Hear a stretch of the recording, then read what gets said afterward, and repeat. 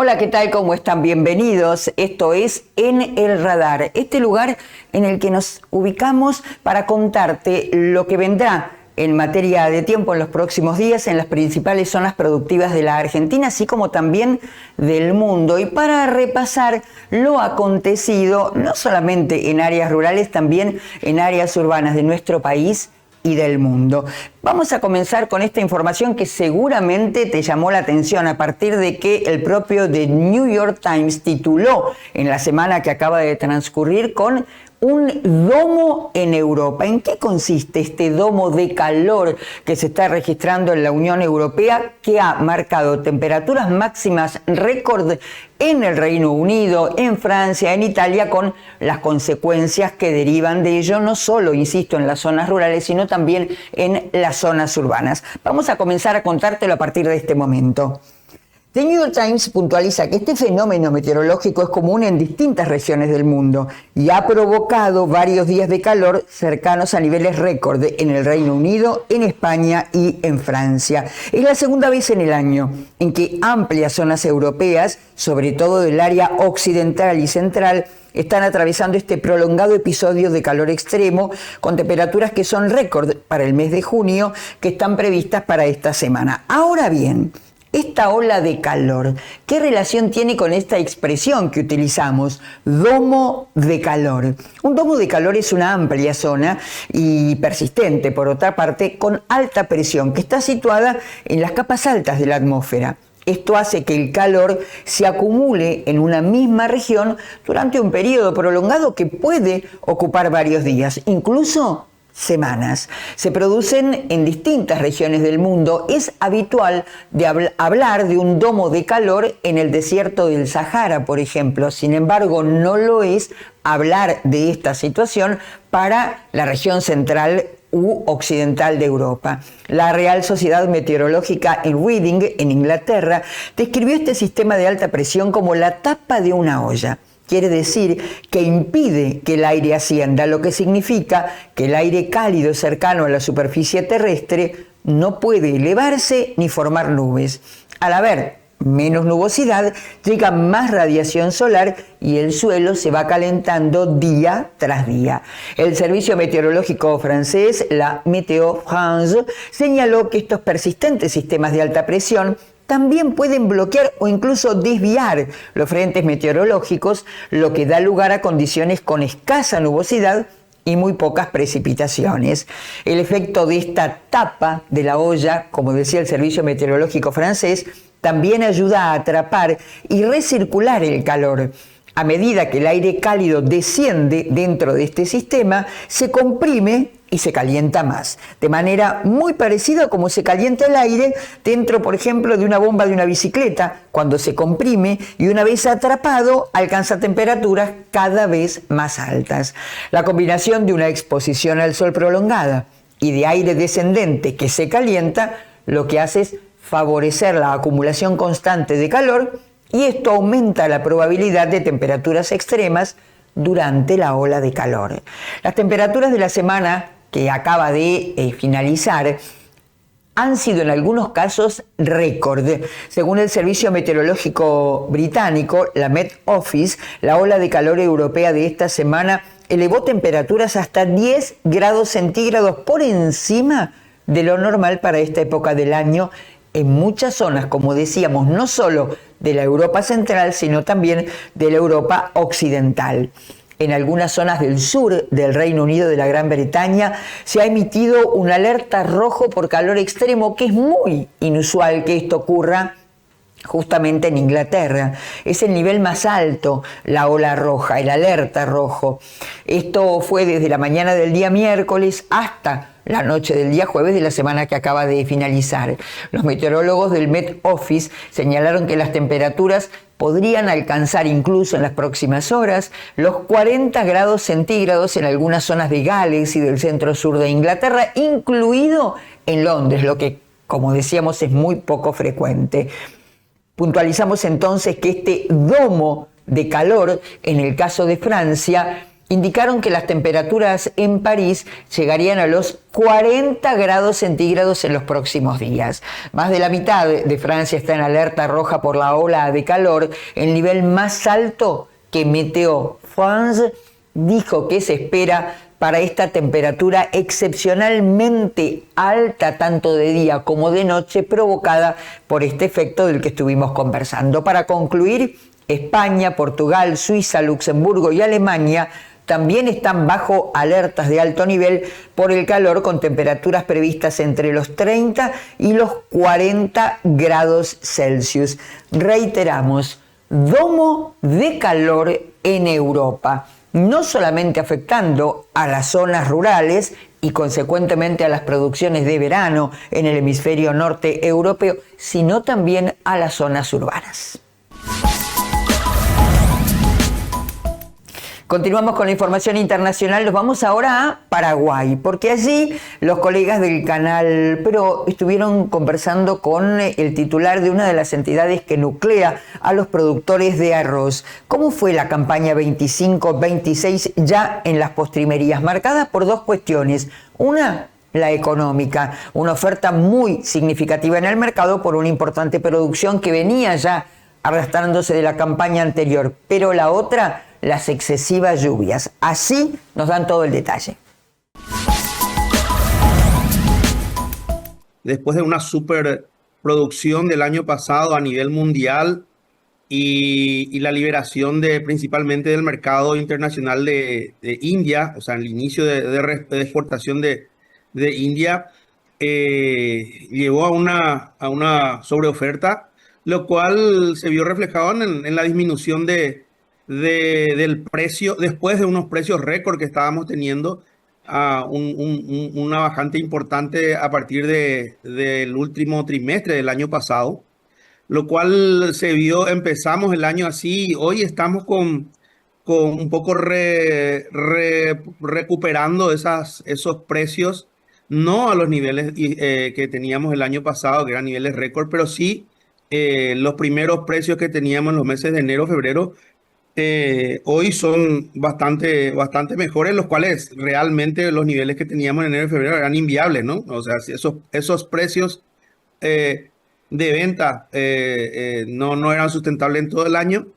Y hoy el escenario es el siguiente. Paraguay evidentemente produjo menos. Si recordarán los fríos fuertes de octubre y un poco el exceso de lluvia que tuvimos en febrero, marzo, también se reflejó en una menor área de producción principalmente este año y también rendimiento comparado con el año pasado.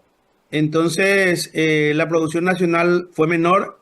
A nivel Mercosur, la producción brasilera también bastante menor, un 15% aproximadamente.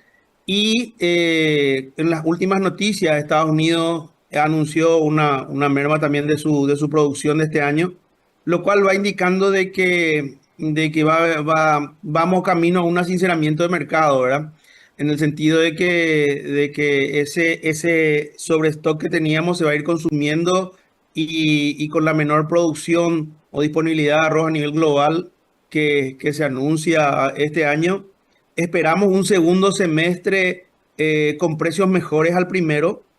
Vuelvo a decir, no como los récords que tuvimos a principios del año pasado, pero sí unos precios bastante más razonables, viables y un poco más próximos a los promedios que teníamos que tuvimos en los últimos 5 o 6 años.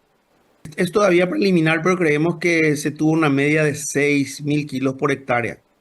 Eso, como siempre explicamos, hay productores 4.000, 5.000 que son bastante más artesanales y hay productores de 8.000, 9.000 kilos por hectárea, con tecnología.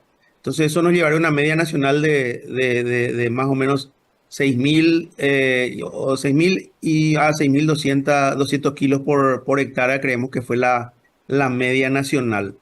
Pero lo principal es lo que tuvimos también, lo principal es el área que el año pasado llegamos aproximadamente a 230.000 hectáreas y este año completamos 209.000 hectáreas, una disminución importante que se refleja principalmente en el proceso que estamos viviendo de diversificación en los campos de arroz.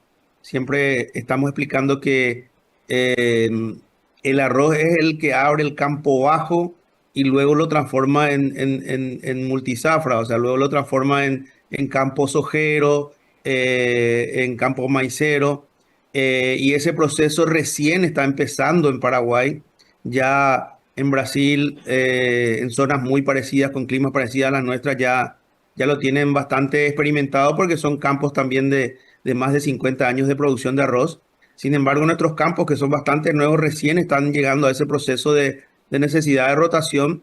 Entonces creemos que un factor importante en esa disminución también fue la rotación que se está empezando a tener con ganadería, con soja, descansando del arroz y así mejorando un poco la sustentabilidad y la fertilidad del suelo. El pionero en esos campos difíciles, el arroz hace viable entrar a esos campos difíciles y el arroz un poco va corrigiendo la nivelación, el drenaje de todos esos campos y esos factores hacen que se vuelva viable el cultivo de soja, de maíz y de otros secanos en esos campos, cuando ya se tiene bien dominado la nivelación y el drenaje de esos campos, se vuelve bastante viable y se vuelve también necesario para el control de malezas, para un control de costos y para tener también un sistema de producción que en conjunto genera un beneficio importante. Siempre el arroz es el protagonista, pero necesita de esa diversificación, de esa rotación.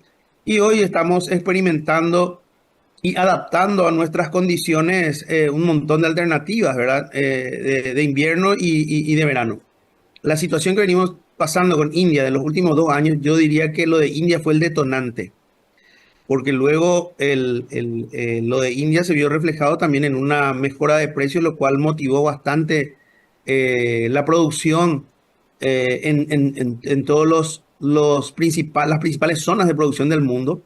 Y en nuestra zona, en Brasil, se llegó a producir en áreas donde, y en zonas donde ya no se producía arroz hace bastantes años, pero con esos precios que teníamos volvió viable un montón de áreas que hoy van a volver a sus cultivos que llevaban anteriormente. Ahora vuelven a la soja, vuelven al maíz, vuelven en algunos casos incluso a ganadería.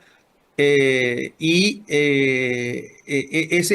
fue el principal, lo de India fue el detonante, pero el resto nos adaptamos un poco a esos precios y seguimos el mejor precio y eso generó la sobreoferta. Ahora, en cuanto a inversiones, evidentemente cuando los precios no son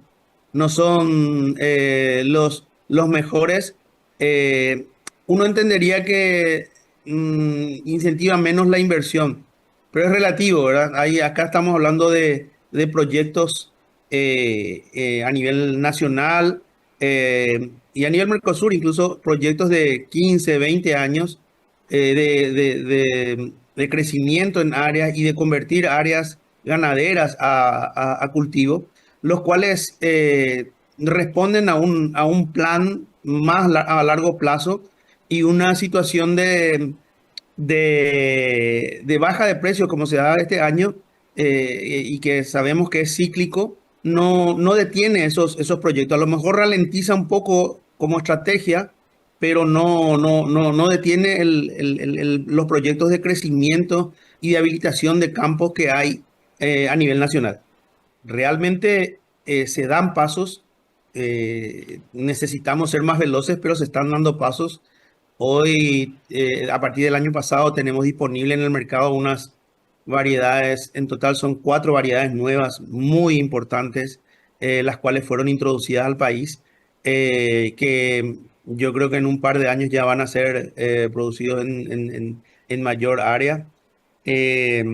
Pero es un proceso largo. La búsqueda de una variedad nacional es todavía un sueño, una variedad nacional que realmente sea competitivo con las variedades que venimos produciendo, que en su gran mayoría son variedades brasileras, que vienen de climas parecidos a los nuestros, pero una variedad nacional sería lo ideal, donde adaptemos a ciertas pequeñas diferencias que tenemos con estas zonas y que nos daría un potencial de producción más elevado, ¿verdad? Pero se viene avanzando, no al ritmo que soñamos, pero este año 4 nuevas variedades. Hay otras 5 variedades que se van a volver a introducir para la próxima siembra. Y en ese sentido venimos trabajando fuerte con las instituciones, con el SENAVE, que colaboran muchísimo con nosotros para poder avanzar con este proceso.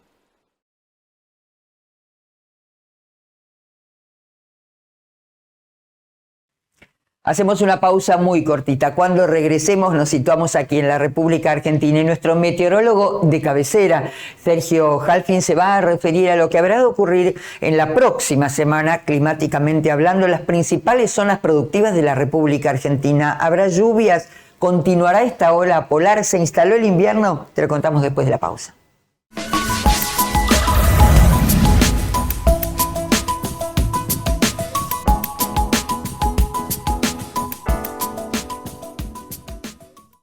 Para conocer las claves climáticas de la semana, apelamos a Sergio Halfin. ¿Qué va a pasar en el litoral, en el norte del país, en la zona cuyana, en la zona núcleo y en la Patagonia de la República Argentina desde el punto de vista productivo? Es decir, ¿cómo incidirá el tiempo? ¿Habrá heladas en el centro del país? ¿Continuará el frío? Sergio Halfin.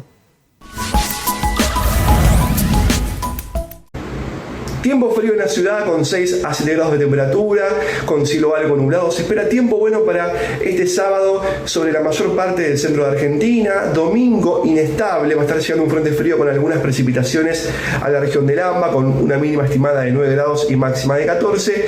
Y atentos al comienzo de semana porque nuevamente aire frío estará ingresando al centro de Argentina. Aire frío que al interactuar con aire un poco más templado sobre el norte del país va a provocar entre el domingo y el lunes lluvias y tormentas de variada intensidad solamente en el norte del litoral, lo que es Misiones, parte de Corrientes y Formosa, con acumulados de 20 a 40 milímetros. El resto del litoral prácticamente sin precipitaciones para este fin de semana, comienzos de semana, buen tiempo en el noroeste del país y como les comentaba, este domingo algunas precipitaciones en el norte bonaerense, extremo sur del litoral, con acumulados de 5 a 10 milímetros por el ingreso de aire más frío desde la Patagonia. Además, en la Patagonia se esperan nevadas y fuertes vientos en zona de cordillera. Volviendo a la región del AMBA, tendremos en la semana buen tiempo toda la semana, pero con frío, con algunas nubes y con mínimas que volverán a caer a valores por debajo de los 5 grados y con máximas de 12 a 14 grados. Una semana fría, pero con buen tiempo. Y por último, atento a las heladas que van a ser muy fuertes en todo el centro de Argentina, parte de Cuyo, sur del litoral, para los primeros días de la semana entre el lunes y el miércoles especialmente. Muy bien, que tengan todos un excelente fin de semana. Nos encontramos el próximo, como siempre, con toda la información del tiempo.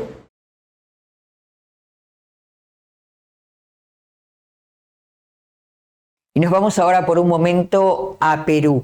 Allí hay turberas, claro, con otras características que la turba que encontramos, por ejemplo, aquí en Ushuaia, en Tierra del Fuego, pero tienen algo en particular y es que tienen sobre ellas una acción climática que modifica el entorno. Para conocer específicamente el tema, tenemos este informe.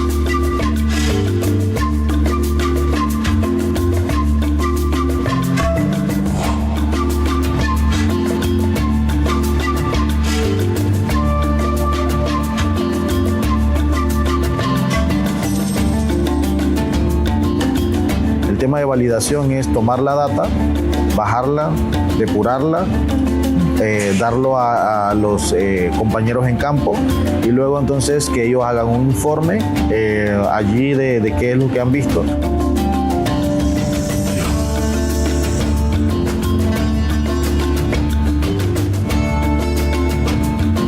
Los mapas tienen que ser validados en el campo y de alguna manera cerramos este ciclo de ver todo desde el espacio y bajar al campo y comprobar la realidad en el campo.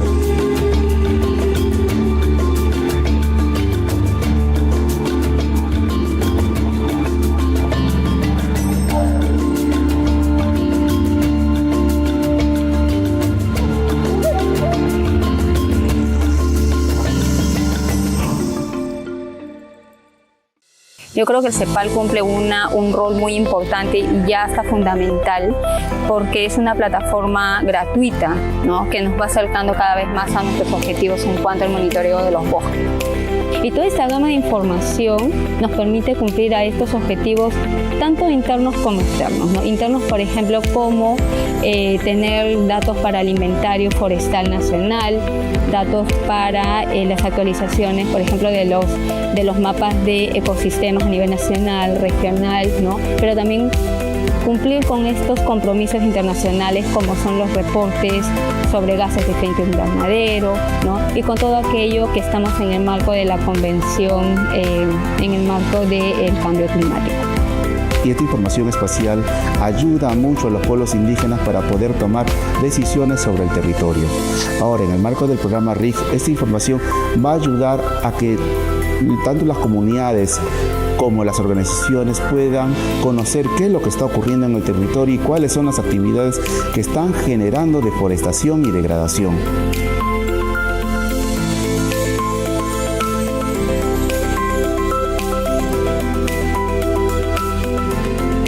Genera confianza el intercambio de experiencia a nivel de comunidades indígenas. Por eso es importante el intercambio de experiencia. En la parte técnica, que es en información geográfica, el trabajo que hacen las comunidades indígenas para poder tener información ayuda muchísimo a tomar decisiones en el futuro.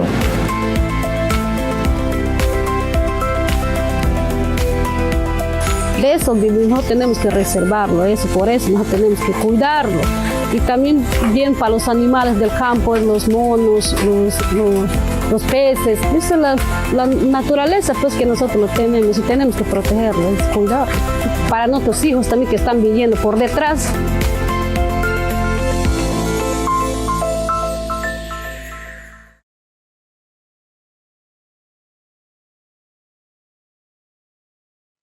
Si no sos apicultor, no estás directamente relacionado con la actividad de la miel, a lo mejor no escuchaste hablar del pequeño escarabajo de las colmenas. Es un insecto que perjudica el desarrollo productivo de la miel. Por eso hay que trabajar preventivamente, considerando que hay condiciones climáticas que favorecen su desarrollo. Por ejemplo, las temperaturas cálidas o la humedad. Por eso el referente de la temática sanitaria en el SENASA nos da las indicaciones para trabajar preventivamente.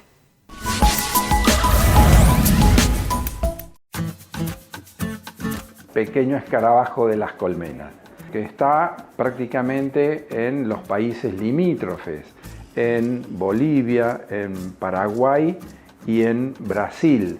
Desde el 2016 es que se ha ajustado toda la metodología que implique, todo el procedimiento, todos los pasos que implica lo que es la vigilancia pasiva del PEC. Es decir, desde que un productor, alguien, ve un ejemplar que puede ser parecido al escarabajo, al pequeño escarabajo de las colmenas, desde la forma de notificarlo, una forma oficial a través de un sistema de SENASA que es el SIGA formulario. ¿A quién le llega inmediatamente esa notificación y lo que eso dispara? O sea, la intervención de la oficina local, la intervención del laboratorio, la prioridad que tiene, ¿no es cierto?, la identificación de esa sospecha a nivel de laboratorio, la forma rápida de comunicar el resultado de la identificación, y esto es todo lo que comprende esta otra parte de la vigilancia, que es vigilancia pasiva. que hasta ahora hemos tenido alrededor de 20 notificaciones de sospecha, todas han sido negativas. O sea, tenemos ejemplares de escarabajos que son parecidos al pequeño escarabajo de las colmenas, pero que finalmente han determinado que no es esta plaga. El pequeño escarabajo, como cualquier coleóptero, tiene la capacidad de volar, pero lo que se sabe es que la propagación o la dispersión del escarabajo fundamentalmente es a través de los distintos productos de la actividad apícola.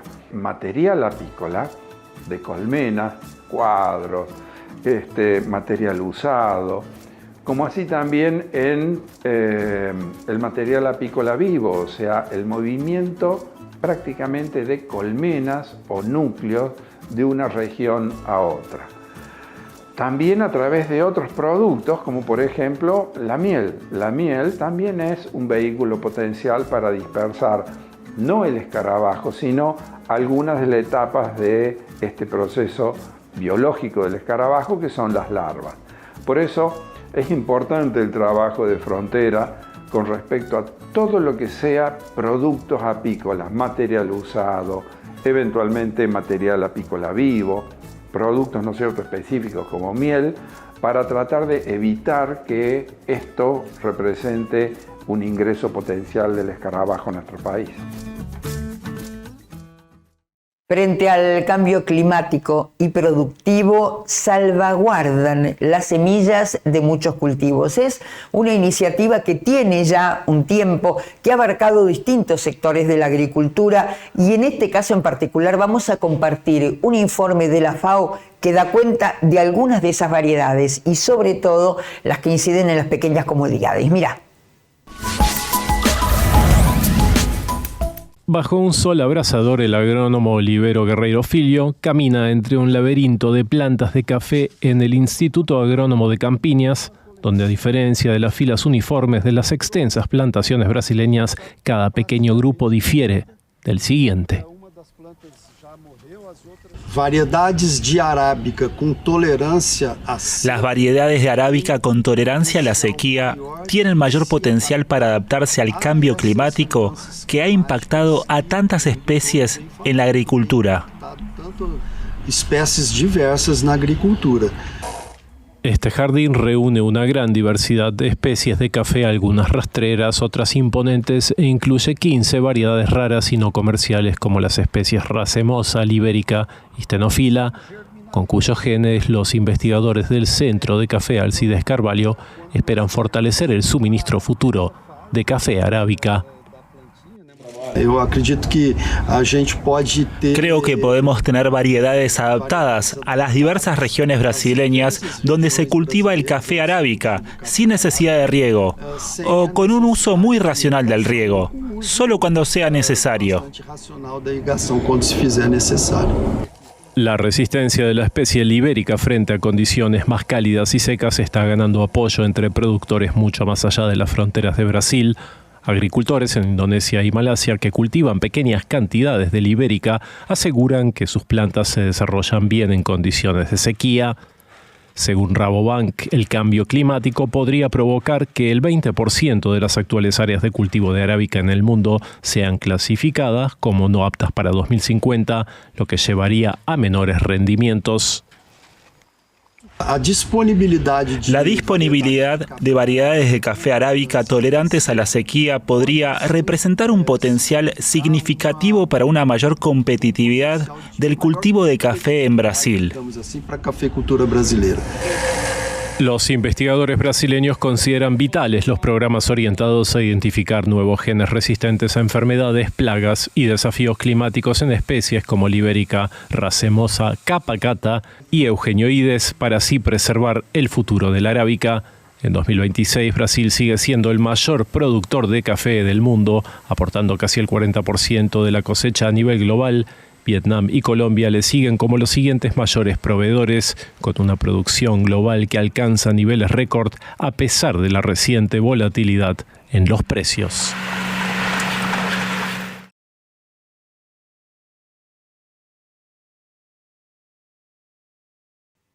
y estamos llegando al final ya de En el Radar, este programa en el cual la cuestión climática está en el centro de la escena. Nos vamos a reencontrar en cualquier momento a través de la pantalla de Chacra Televisión. Como siempre, gracias y hasta cualquier instante.